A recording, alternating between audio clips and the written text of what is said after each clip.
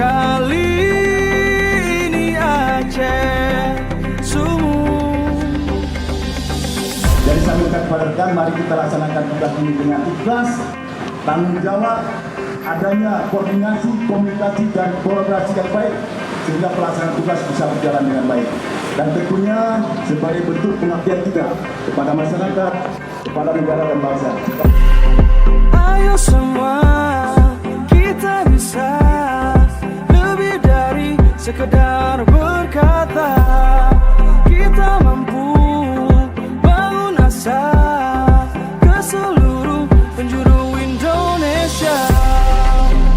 Kali ini Aceh sungguh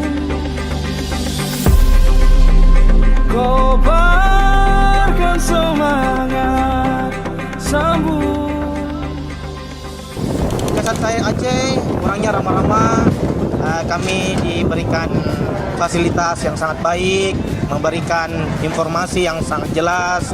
Kita kebutuhannya apa, LO dari panitia memberikan support dengan baik.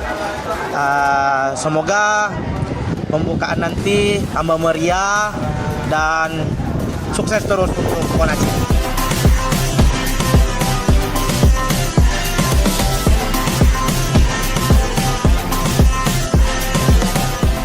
Penyelenggara prestasi, pemberdayaan ekonomi rakyat, administrasi, pemanfaatan fasilitas aset,